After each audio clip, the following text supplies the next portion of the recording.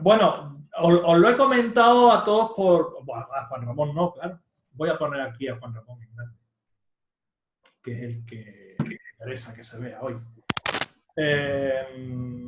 Os lo he comentado a todos por activa y por pasiva, que bueno, aunque todos los meses tenemos charlas de este tipo, que hoy la charla de hoy es especial por el nivelazo del sinvergüenza este que viene a visitarnos hoy, que es Juan Ramón Viedma, que él sabe que yo quiero mucho, aunque hace ya 1 año y medio largo que no nos vemos. Y antes de que llegarais vosotros estábamos diciendo que tenemos que hacer algo para cambiar eso. Pero bueno, eso ya veremos cómo lo organizamos. Y es un lujazo que venga Juan Ramón porque Juan Ramón lleva en esto, creo que su primera obra sale en 2004, ¿no? Si no me equivoco. Sí, efectivamente. O sea que estamos hablando de casi 15 años ya dándole a la tecla. Y no solo eso, sino que además, verás, el cabrón este, yo le pregunto, ¿te vas a presentar algún premio? Y si me dice que sí, yo ya no voy, porque se lo va a llevar él, ¿entiendes? Entonces, ¿para qué presentarme? No vale la pena. Juan Ramón ha ganado todos los premios habidos y por haber y es un referente absoluto en lo que a novela negra se refiere en este país. Ríanse ustedes de Lorenzo Silva, por mucho que Lorenzo Silva sea un buen escritor y haya ganado su premio Planeta, yo me quedo con el Juan Ramón. Juan Ramón tiene una cosa muy característica, que de hecho cuando Cristina estuvo aquí, estuve con Cris hace, ¿qué hará? Cosa de un mes, ¿no, Cris? Más o menos, sí. Más o menos. Sí. Menos, sí. Y estuvimos hablando de... Me contó. Estuvimos hablando del trabajo que estáis haciendo con la novela de Cris. Y Cris me decía, es que Juan Ramón es muy oscuro.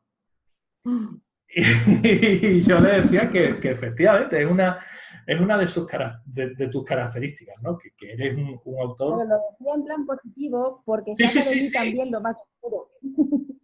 Sí, de negativo no tiene nada. Lo digo como característica propia, ¿no? Con eso y con una capacidad... A mí, una de las cosas que más me alucinan de la forma de escribir de Juan Ramón es su capacidad descriptiva. Juan Ramón, con 2 palabras, esto es literal, con 2 palabras te hace el retrato de un personaje. Y tú eres capaz de visualizar cómo es ese personaje en una sola frase. Y eso es algo que muy pocos autores tienen, ¿no?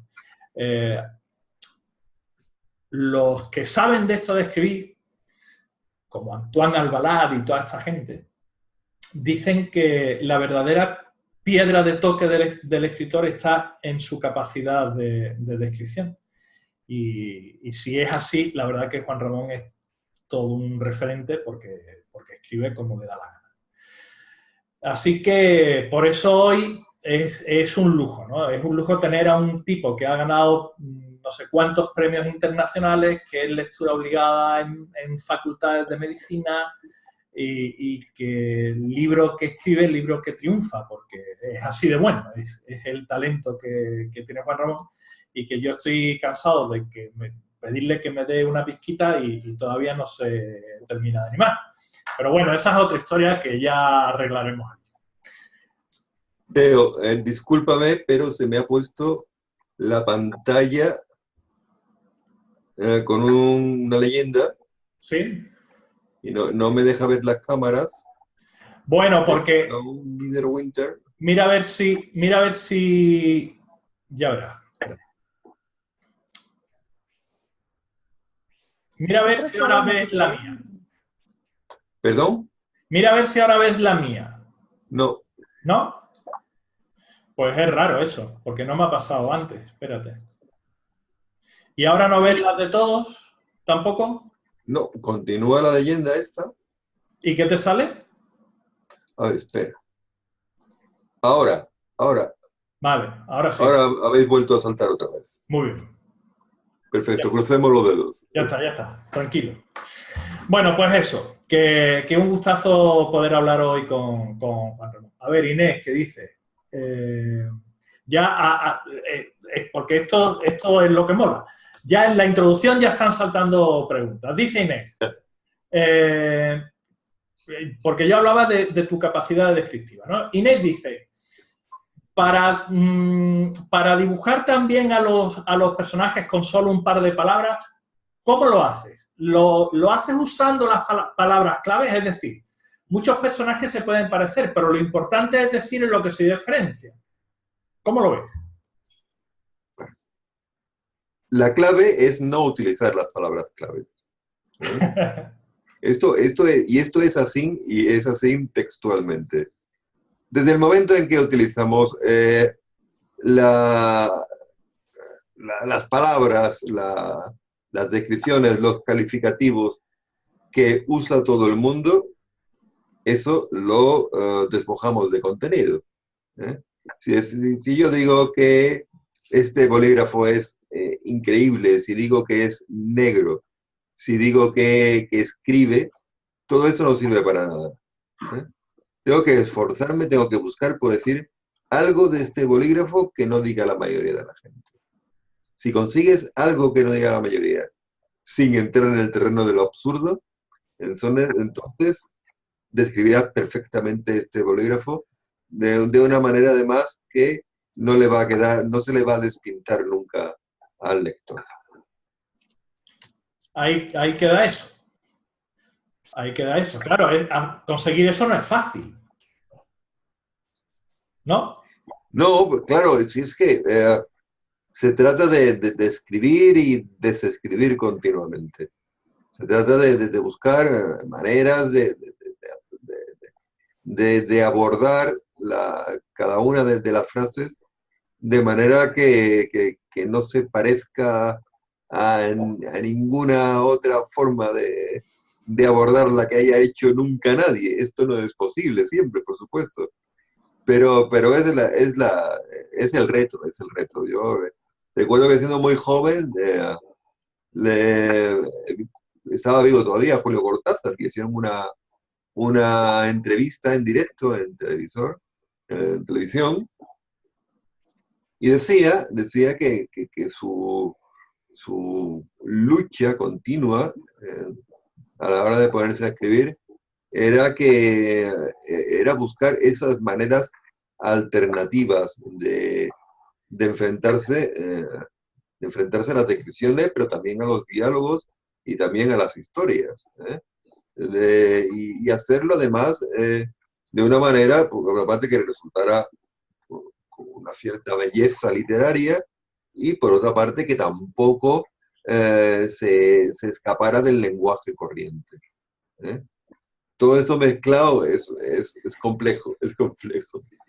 Pero bueno, es algo a lo que uno debe tender, lo que uno debe de enfrentarse y intentar que vaya por ahí más o menos lo que escribe. No siempre lo logra, no siempre existen esa fórmula maravillosa de dar en el clavo, pero sí hay que intentarlo continuamente. De hecho, te están pidiendo si puedes poner un ejemplo para visualizar un poco mejor de lo que estás hablando. Para seguir con Cortázar, en aquella conversación que para mí resultó completamente crucial en mi manera de entender la literatura. Se llevó un buen rato, todavía se hacían programas en televisión acerca de literatura, se llevó un buen rato haciendo una disquisición entre cómo había que llamar a esas piezas que forman la escalera, escalón o peldaño, ¿no? Y entonces, bueno, pues claro, más o menos el lenguaje común te aconseja que digas que es un escalón, pero escalón lo llama todo el mundo, y sin embargo, si lo llamas peldaño, entras ya en un terreno de lo rebuscado, que puede resultar refractario para determinados lectores.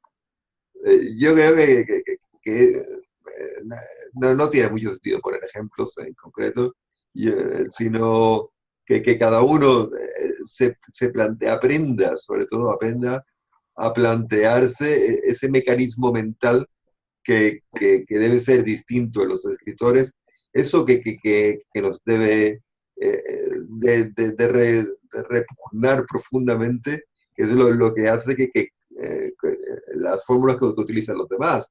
Es más fácil para mí, por ejemplo, poner ejemplos de lo que no debemos de hacer, de hablar.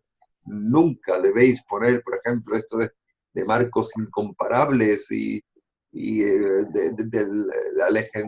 legendario oeste o la China mítica, ¿no? Son frases hechas, con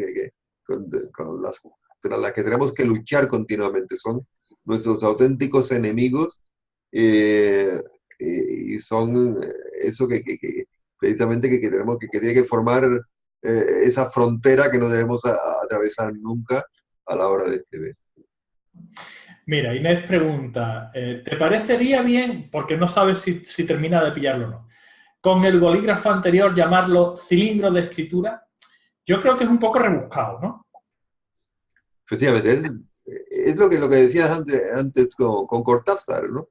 Que había que buscar una manera distinta de calificarlo sin tampoco entrar en ese rebuscamiento que resulta pues, realmente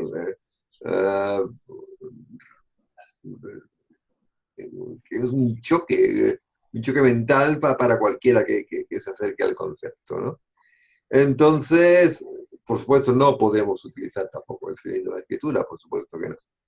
Pero lo que tenemos que buscar es algo distinto, que califique a este bolígrafo, ya que no voy a poner que es un bolígrafo normal o que voy a adornarlo con algo especial, y desde luego no voy a poner un cilindro de escritura. Sí puedo poner, por ejemplo, mientras vi que sostenía el bolígrafo, como si se estuviera planteando hundírmelo a través del tímpano y incrustármelo en el cerebro. ¿Vale? Y ya no es un bolígrafo, es un arma mortal. Efectivamente. Y con eso ya voy a conseguir que desde luego que al lector no se le olvide ese bolígrafo, que quiero que tenga para él algún significado concreto o especial. Claro, aquí hay que tener en cuenta, además, supongo que estarás de acuerdo en esto, que al fin y al cabo tú decides lo que pones y lo que no pones, ¿no? Por tanto, si estás creando algo para introducirlo, porque lo vas a crear tú, verás. Si tú no dices que hay un bolígrafo, nadie sabe que hay un bolígrafo. Si tú quieres introducir ese bolígrafo, lo que tienes que hacer es introducir el porqué del bolígrafo. Quizá la clave sea más pensar qué hace que ese bolígrafo sea especial, ¿no? Y sobre eso trabajar la descripción. Efectivamente, y si merece la pena, por otra parte, porque no sobre todos los elementos que ponemos, que introducimos en la novela, merece la pena, pues, dar esa cierta trascendencia. Como bien dices, tú mandas, tú decides si eso está ahí o no está ahí. Tú eres Dios, por lo tanto, tú eres la única persona que sabe que si eso a lo largo de la novela va a ser la famosa escopeta de Chekhov, o no va a hacerlo. Eso os lo explicará mucho mejor que yo, Teo, en su momento, si no lo ha explicado ya. No os lo creáis que él utiliza la pistola de Chekhov, ¿no? Y por lo tanto, efectivamente, eres la única persona que debe evaluar si merece la pena dar más o menos peso, o incluso quitar o poner cualquier elemento de la novela, naturalmente. Fíjate con lo que... Inés, ¿te queda claro todo el tema que hemos estado comentando? Yo creo que sí, pero bueno. Vale, perfecto. Fíjate con lo... Teo. Dime. En colación a lo que estaba diciendo Juan Ramón, es un poco crear tu propia voz, ¿no?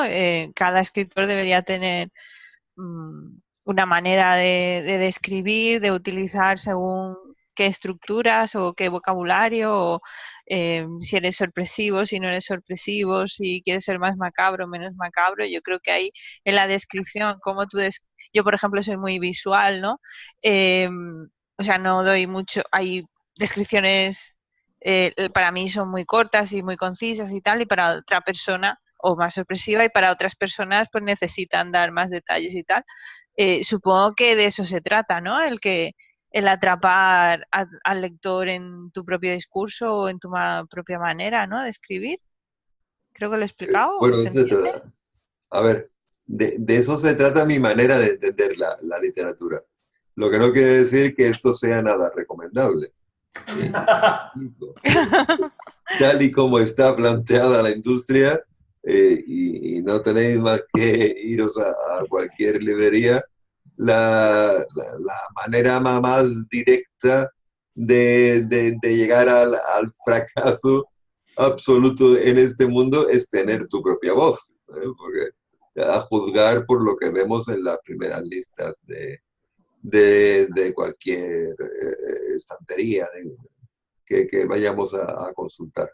Desgraciadamente, las editoriales buscan cada vez más una voz estandarizada, que sin sorpresas de ningún tipo, perfectamente etiquetable, que produzca muy pocas conmociones mentales de ninguna clase en posibles lectores, y que sea perfectamente digerible y promocionable por el departamento comercial, que es el que parece ser que es el que manda actualmente las editoriales.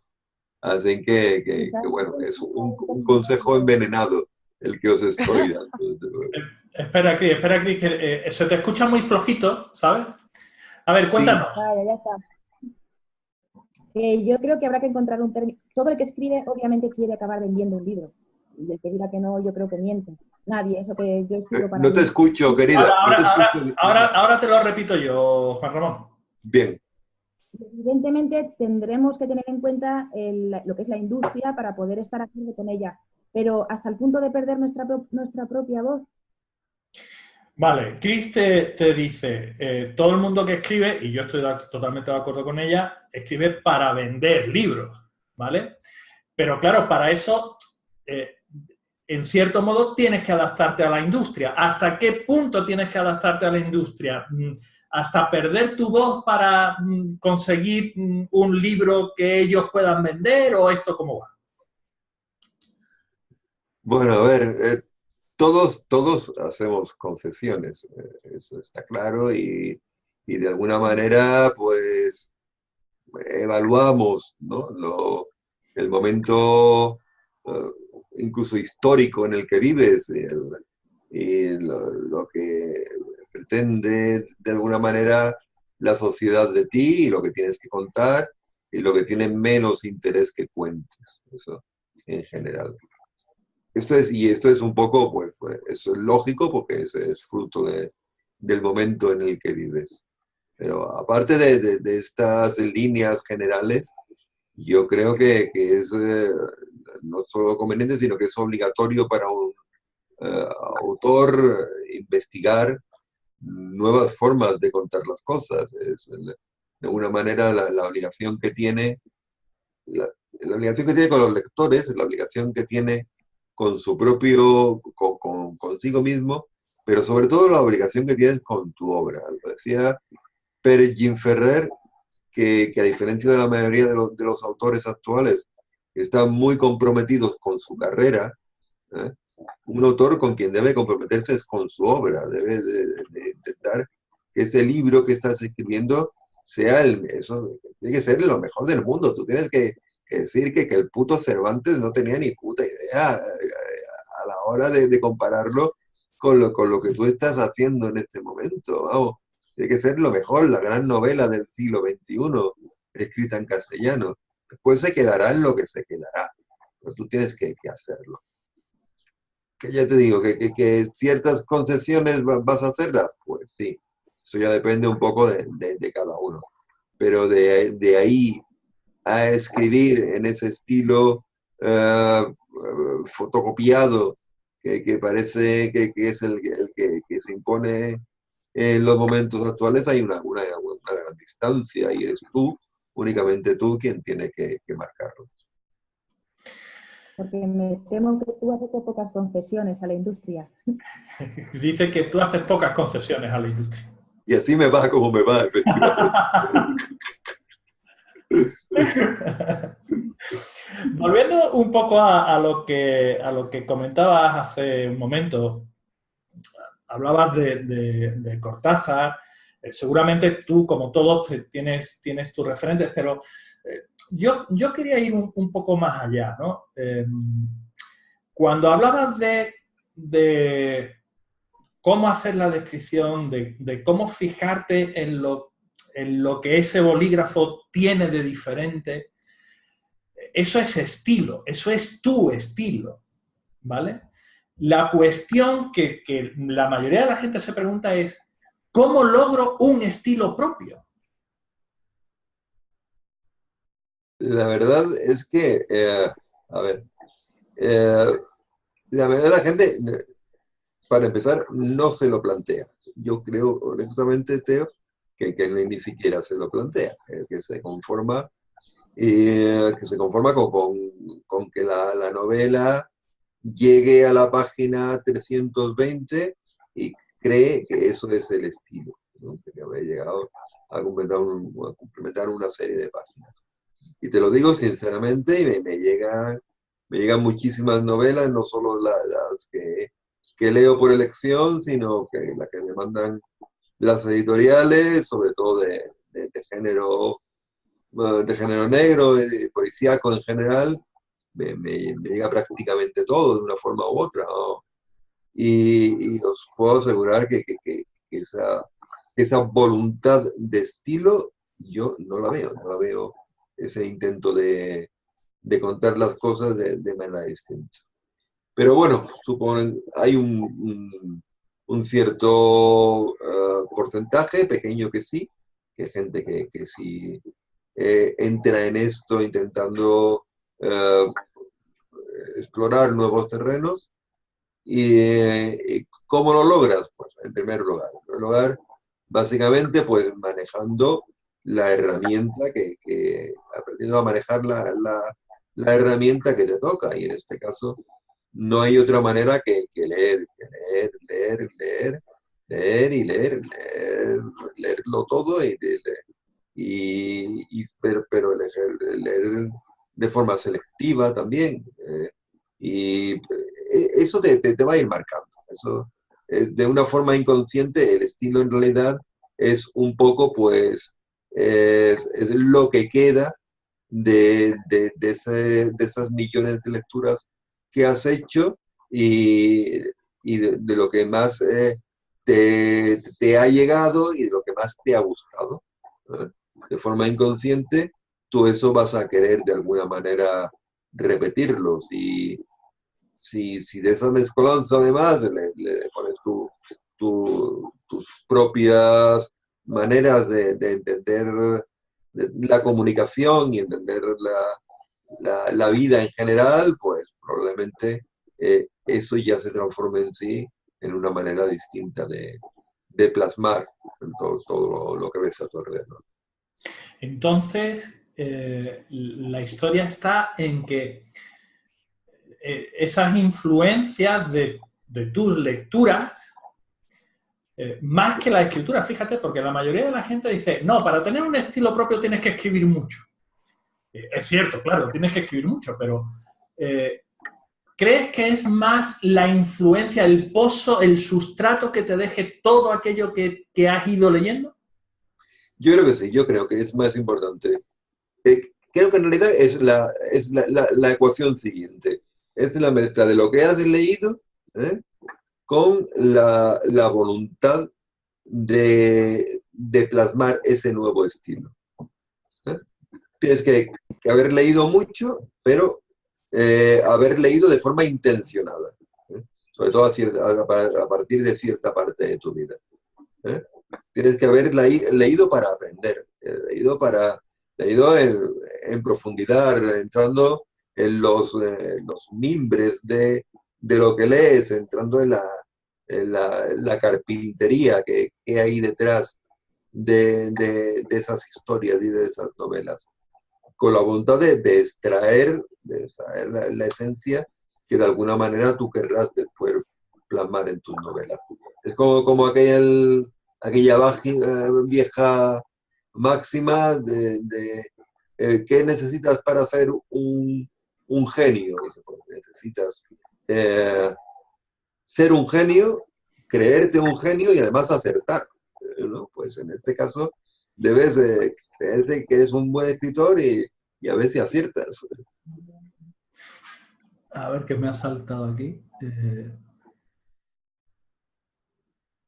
En principio, esto me dice que esta reunión ahora tiene minutos y... Ah, vale, nada. Olvidaros. A mí me dice que tengo que actualizarlo para... ¿o no? Nada, olvidaros. Es cosa mía, no os preocupéis.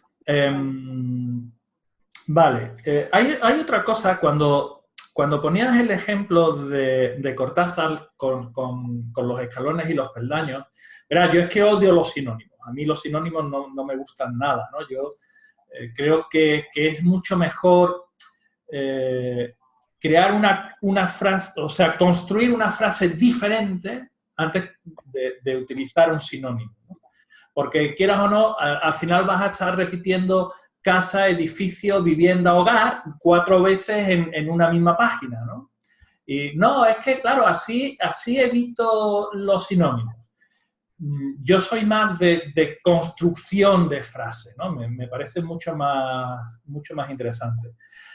¿Tú cómo te enfrentas a eso de las repeticiones? Porque es algo que nos pasa a todos, ¿no? En nuestro día a día, tú no te paras a pensar tanto cómo vas a explicar la frase que quieres lanzar a tu interlocutor. ¿Cómo te enfrentas a eso de las repeticiones, a eso de es que no quiero que suene todo el rato igual? Bueno, por una parte estoy completamente de acuerdo contigo. Yo creo que hay que tender siempre a que a través de la pura albañilería lingüística ir solventando este tipo de repeticiones. De todas formas, si a veces es inevitable que si estás tratando de un tema en concreto, que hay palabras clave que saltan una y otra vez, y claro, entonces utilizas el sinónimo porque resulta casi cacofónico, ¿no? Utilizar una y otra vez la palabra, pues te sirves también de los sinónimos. Y no olvidemos, de todas formas, que el lector no es idiota y existen una manera de abordar los pronombres en nuestro idioma que cada vez se utiliza menos, que parece que tenemos que dar la frase completamente bordada para gente con algún tipo de lesión mental, en la que no se utilizan los pronombres para nada, y la gente no es tonta, que no hay que repetir una y otra vez el sustantivo, como parece que vemos en el lenguaje del día a día. Totalmente de acuerdo. Bueno, María decía por aquí que bueno, y ahora vuelven a salir mensajes. A ver, ¿qué leo? María dice, creo que también es un poco la idea de escribir aquello que nos gustaría leer, hablando del tema del estilo, ¿no, María? Y para eso influyen las técnicas o formas que hemos leído y que nos han llamado la atención y más nos ha gustado. Y Robert, con ese mismo comentario, dice que coincide, que el empirismo está ahí y al final uno lee lo que le gusta por lo que se alimenta de eso. Pero es ahí lo importante de leer un poco de todo, porque así evitamos encasillarnos en una rueda terminológica de la que luego cuesta mucho salir. vale que tengamos un género en nuestro estandarte, pero siempre hay que ampliar horizontes. Lo contrario sería como jugar al ajedrez y solo usar las torres. Completamente de acuerdo. La Vale. verdad es que yo creo que estoy aprendiendo yo mucho más que vosotros de lo que estáis diciendo. Vale. Vamos con el género negro policíaco, que es donde tú te mueves. Aunque has tocado otras ramas, tienes cómics de fantasía y tienes novela de terror que no es novela de terror, que eso es muy interesante. O sea, coger un género y que tu novela sea de ese género, pero no sea de ese género. Eso nos tienes que explicar cómo se hace. ¿Qué es lo más difícil de escribir una novela negra, una novela policíaca? Bueno, a ver, lo crucial en una novela policíaca es que hagamos lo que hagamos con esa novela, tendremos que respetar unos ciertos postulados propios de ese género. Uno puede retorcerle el brazo lo que quiera, puede irse hasta el margen, puede salir de ahí, puede hacer lo que quiera, y yo me paso la vida haciendo mezcolanzas extrañas de ese tipo. Pero hay unos ciertos postulados que debes respetar, porque si no los respetas llega un momento en lo que eso ya no es un policíaco. Por ejemplo, Últimas tardes con Teresa. ¿Vale? Últimas tardes con Teresa te reúne todos los elementos para que fuera una de las mejores novelas negras que se han escrito en este país. Tiene un protagonista que es un chorizo, es una novela donde hay un compromiso social clarísimo por parte de su autor, donde se nos cuenta una época, donde hay una serie de recorridos por distintos niveles sociales. Es una novela de pura acción. En principio sería la novela policíaca perfecta, pero no hay una trama policíaca en la que se apoye, ¿de acuerdo? Por lo tanto, no es una novela. Entonces, lo principal es que haya este tipo de pesquisa, de indagación, de tirar de un cierto hilo de un misterio que tenga algo que ver con lo delictivo. Por eso a mí me gusta más llamarla novela delictiva que novela policíaca, que de alguna manera sea lo que conduzca la acción de los personajes hasta un desenlace final. Por lo demás, pues, y debes hacer con la novela lo que el diablo te dé a entender. Entonces, en la novela, las reglas están para cumplirlas, en parte. Hay reglas que debes de cumplir. Hay algunas reglas que por mucho que en general te revuelvas contra esa normativa, hay algunas indispensables que debes cumplir, porque sin eso ya no es una novela policíaca. Vale. Vamos a entrar en un tema que a ti te gusta tanto como a mí. Y ahora, chicos, es cuando yo me vengo de otros autores que dicen que ellos esto no lo hacen. Planificar, Juan Ramón. ¿Hasta qué punto hay que planificar? Yo soy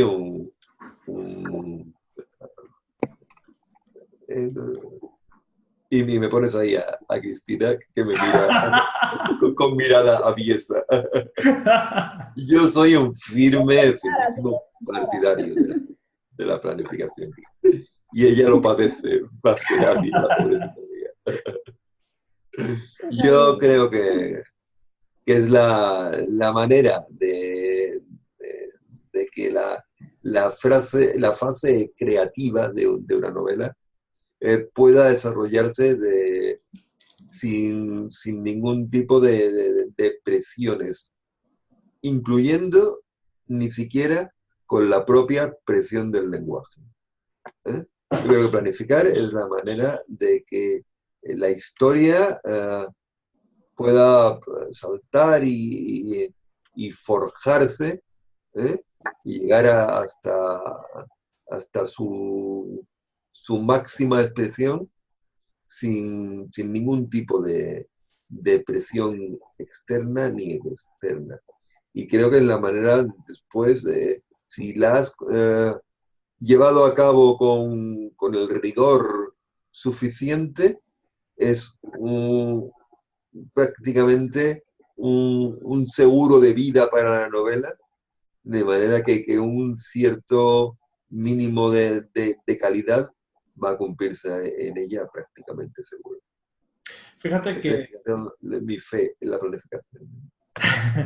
fíjate que has comentado una cosa muy importante en la que yo incido mucho también, pero que a la gente le cuesta ver, y es que la planificación es la fase creativa. Efectivamente, efectivamente. Lo demás es pura ingeniería y albañilería. Eso es así. Pero el diseño del plano, eso es todo. Lo demás es de la ejecución. Es que estoy completamente de acuerdo. Yo sé, mira, están todos estos con la cabeza agacha diciendo, joder, que al final voy a tener que planificar. Pero es que, chicos, es que de verdad que funciona, es que funciona de verdad. Estoy compungida ahora mismo. Sí, yo sé que tú sales de aquí cortándote las venas, Julia. Bueno, ya estoy en ello, ya sabes. Al final me voy a tener que convertir, ¿o qué? Deberías. ¿Pero por qué esa ¿Sabes qué me resistencia? cuesta? A mí me cuesta eso. Ya lo sabe Teo, que me ha sufrido muchos años con el tema y no hay manera.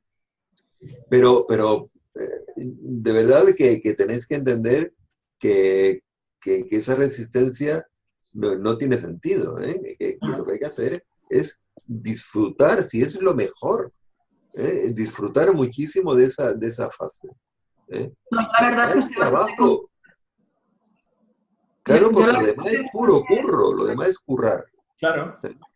Y dejar, Ahí es cuando se te ocurren las locuras y puedes hacer lo que te dé la gana. Ya quitarás claro, si encaja. efectivamente. Yo creo que por eso no paso del relato.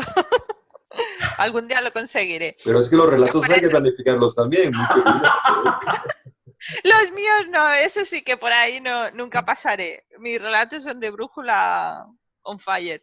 No, pero sí que es cierto que por eso acudo siempre a Teo, ¿no? A las charlas que propone y eso, porque al final, si quiero pasarme a la novela, tendré que pasar por el aro y planificar algo.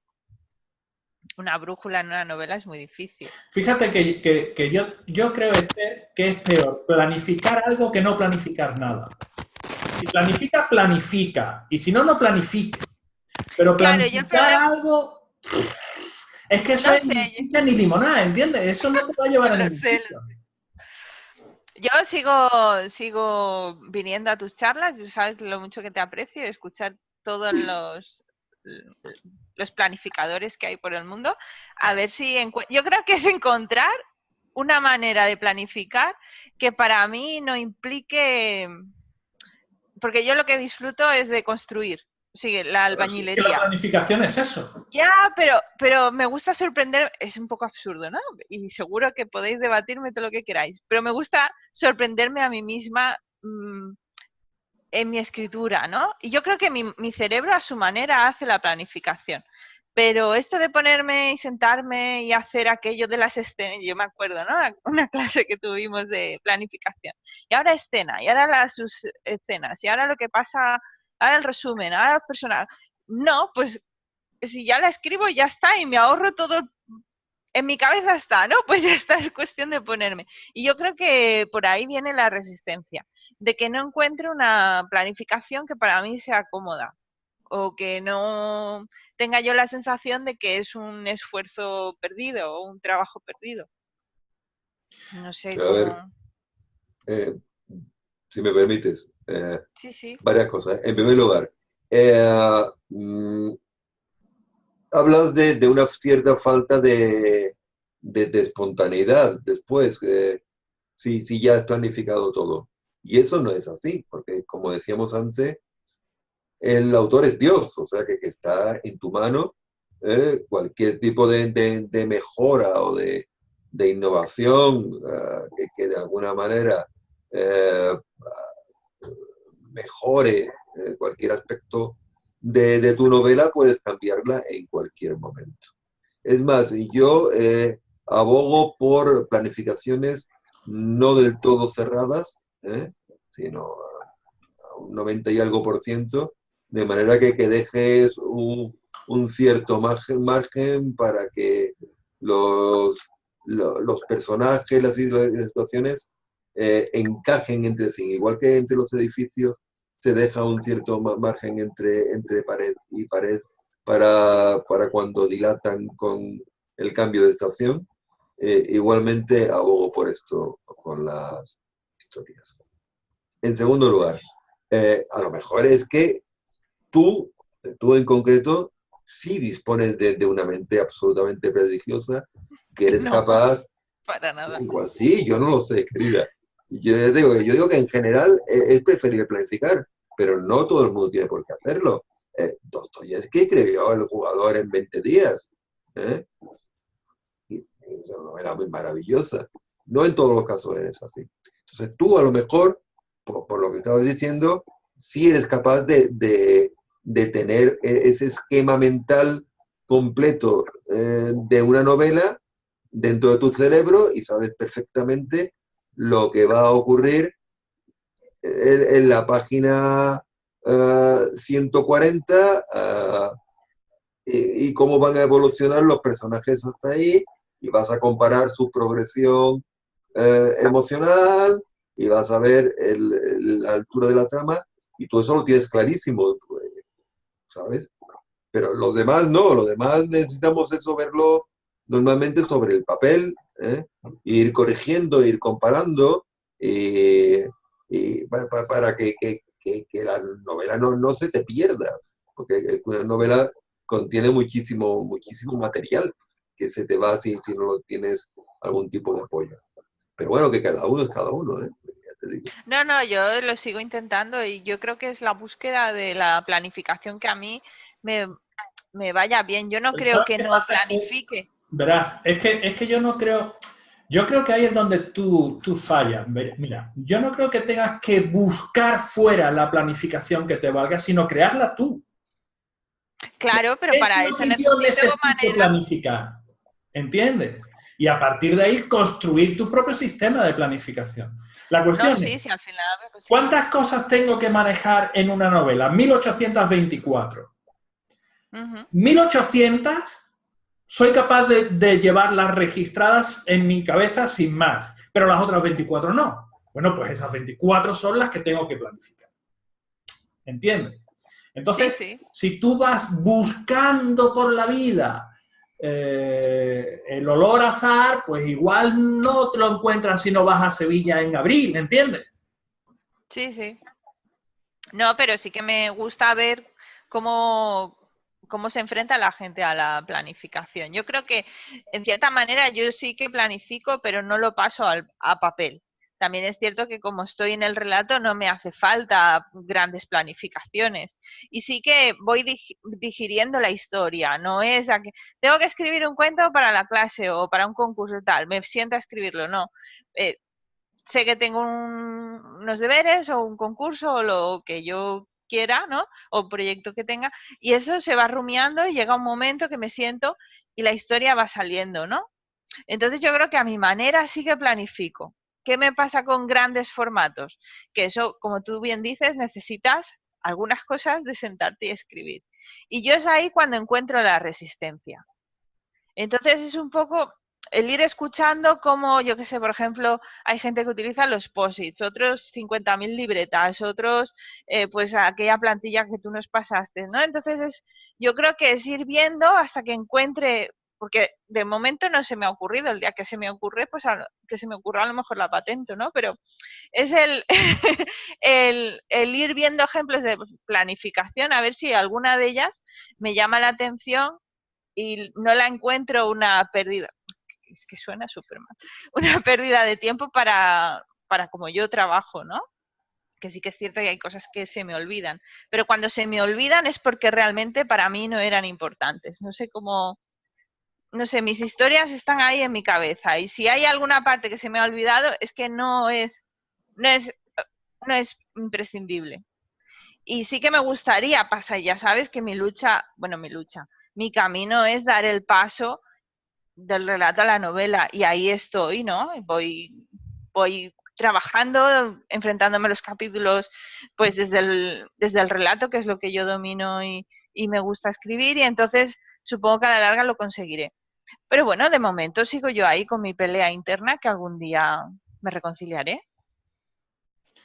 A mí me gustaría comentar algo. Yo suelo escribir también casi todo relato. Y cuando he escrito una novela ha sido juvenil. Y nada más que empecé en la primera clase con Teo, que vio los elementos de la novela y en qué grado, en más o menos, de extensión tenían que aparecer, ¿no? De porcentaje, que en la planificación es un boceto al final. Hay una diferencia entre el primer relato que escribí después de la primera clase con Teo y todos los demás que he escrito, en la profundidad, en el contexto, en la riqueza de detalle, en que luego tú planificas, pero la planificación es un boceto. La riqueza de detalles que metas por detrás, historias secundarias más pequeñitas o detalles secundarios que ayuden más a ese personaje o a hacer llegar ese sentimiento que quieres hacer funcionar. A mí, por ejemplo, me ha funcionado. Con la novela, mi problema, cuando he intentado pasar de la novela juvenil, de la que la tengo ahí en un cajón y es muy mona y ahí se quedará, a una novela más en grande, mi problema es que siempre la dejo a medias. Porque siempre llega un momento en el que ¿Tu problema es, María? Que la dejo a medias. Que la dejas a medias. Sí, entonces, ¿qué pasa? Que lo que me he dado cuenta es que si noto la diferencia tanto en relato, en una novela, si consigo hacer un boceto de principio a fin, sabiendo dónde estoy, a dónde quiero llegar, qué evolución quiero que tengan los personajes, qué personajes quiero que tengan pues todo lo que sean redondos, ¿no? Que tengan todo tal, qué historias quiero incluir, cuál va a ser la principal y distinguirla de las demás. Definir bien a los personajes, cómo los voy a ir mostrando, porque un problema que yo tenía en una que intenté escribir, por ejemplo, al final no distinguía muy bien un personaje que otro, los había metido y no sabía ni por qué estaban ahí a mitad de la novela. Tenían un sentido para mí cuando las empecé y cuando iba por la página 200 me quedaba ahí, ¿por qué lo había metido aquí? Entonces yo creo que la planificación en ese sentido es importante. Quizá en un relato no se nota tanto. Yo lo he notado eso, el cambio de planificar a no.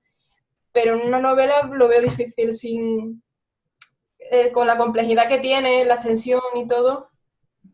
Pues por eso sigo ahí en mi lucha interna, pero yo creo que me acabaré convirtiendo, porque no queda otra, como bien dice Teo, son muchos elementos, y tú misma también. Yo tengo muchos proyectos de novelas en cajones que en su momento eran súper atractivas y tal, y de repente te aburres, ¿no? Yo creo que el divertimento también ayuda mucho, ¿no? Por avanzar un poco, porque estamos Sí. aquí un poco en este bucle, acabas de decir algo que Marc también está comentando en el chat, y es, si planifico mucho termino aburrido de la historia. Exactamente. ¿Cómo se evita eso, Juan Ramón?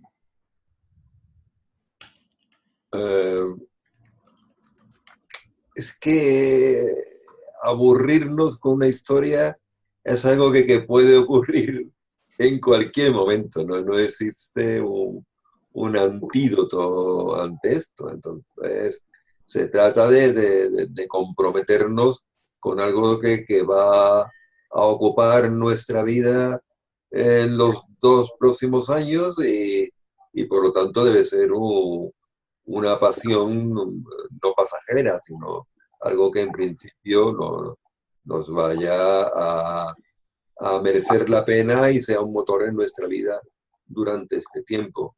La compañera de antes, que es María Beltrán, que estoy viendo arriba, lo ha definido muy bien y de forma muy clara y muy lúcida, además, que que hay historias que si encima no la planificáramos, y hay historias en las que introducimos personajes y acontecimientos que cuando llega el momento de introducirlos ya no tienen ningún significado para ti.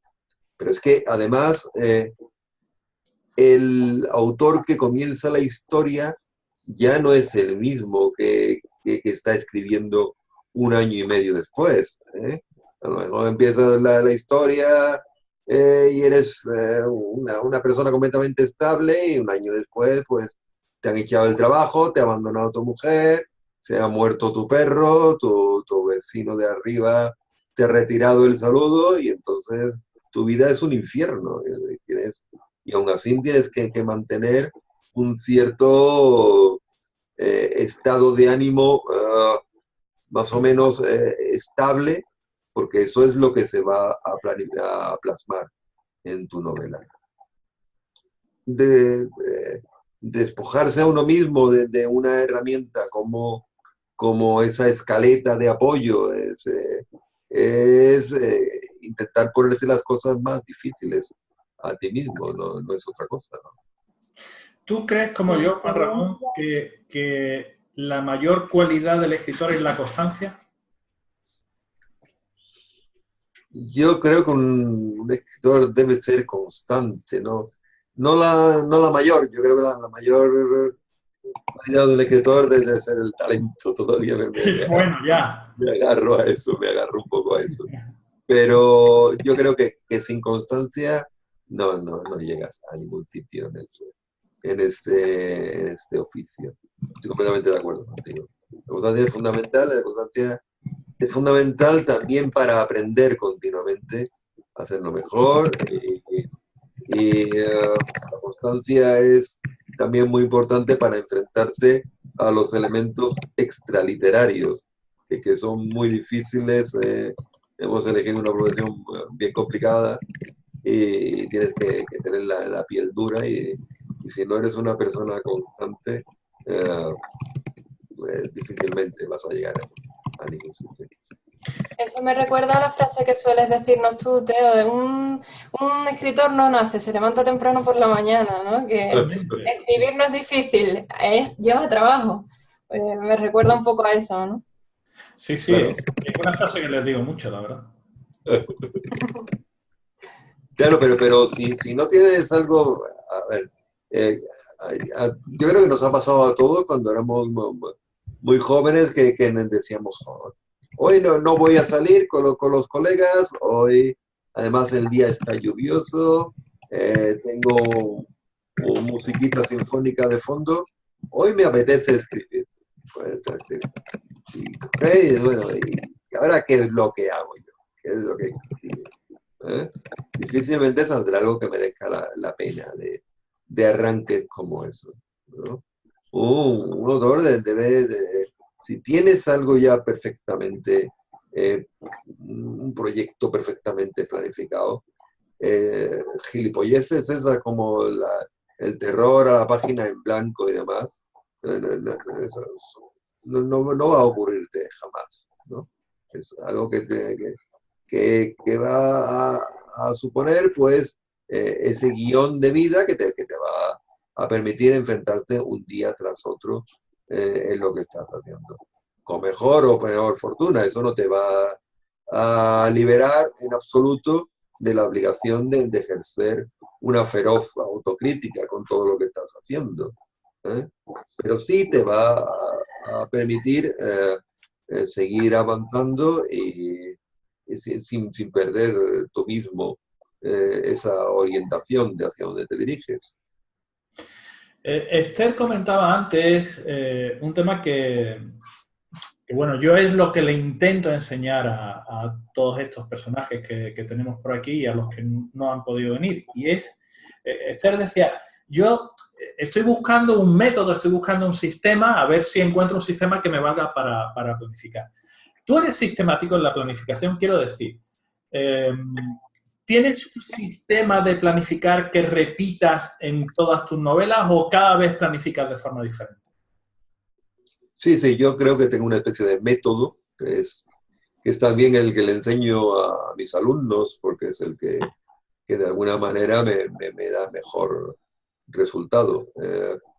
El- Eso sí, mientras que en mi caso, pues los puntos de partida son mucho más abstractos. Realmente parto de imágenes, parto de impresiones, parto de diálogos aislados, que son los que de alguna manera me resultan ese revulsivo inicial para engancharme en la novela. Y cuando estoy ejerciendo una tutoría con otro escritor, pues intento que eso se sistematice de una forma pues más ordenada, ¿no? Pero siempre es lo mismo, siempre es de alguna manera, es muy fácil, muy simple además. Es partir de una hipnosis absolutamente primaria, que no tiene por qué llegar ni siquiera más de un folio, ¿eh?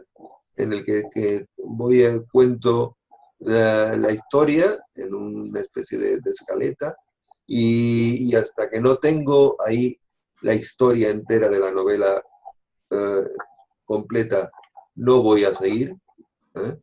Porque tengo el peligro corro el peligro de perder de vista la globalidad de la novela, y yo creo que la novela debe funcionar como un dispositivo perfectamente ajustado, ¿eh? De manera que todos los elementos estén en conexión entre sí y que el inicio de la novela determine el final venga desde el principio previsto de alguna manera en la proyección de todo lo que hagas, y todos los personajes y todos los elementos y toda la acción y toda la trama estén en función de ese recorrido que es la novela. Y una vez que tengo esa idea, hay novelas que se quedan ahí.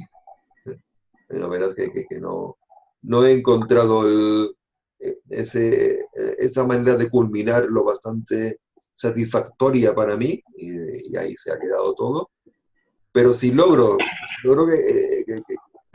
que de alguna manera ese círculo se cierre, ¿eh? Que se cierre de esa forma pues, absolutamente maravillosa y estupenda, que dice, hostia, esto no lo ha hecho nunca nadie nada más que yo. Pues entonces es el momento de seguir, y eso de ese folio pues se va a transformar en 3, porque ya vamos añadiendo personajes, vamos añadiendo subtramas a esa corriente inicial.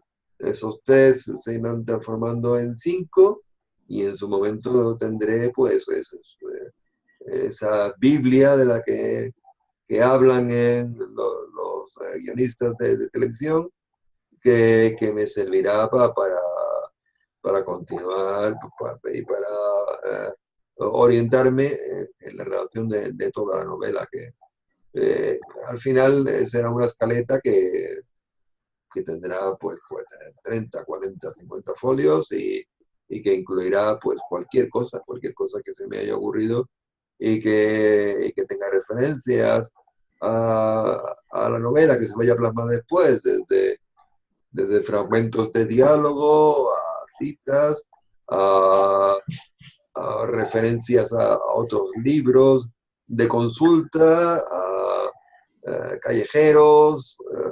Es el manual de especificaciones de la novela, todo lo que te vaya a ayudar después. Pues me parece que vamos a ir acabando porque esto último... Sí, porque, eso le voy a decir, pero al cuarto tengo una clase y yo me quedaría aquí con vosotros. Sí, pues vamos a ir acabando. Si hay alguna pregunta muy rápida, y si no, ¿qué consejos le das a esta gente? Que mejor se busquen otra cosa que hacer. No, hombre, no. Será mucho mejor si nos hundimos todos. Nos sentiremos mucho más consolados que si lo hacemos tú y yo el solitario.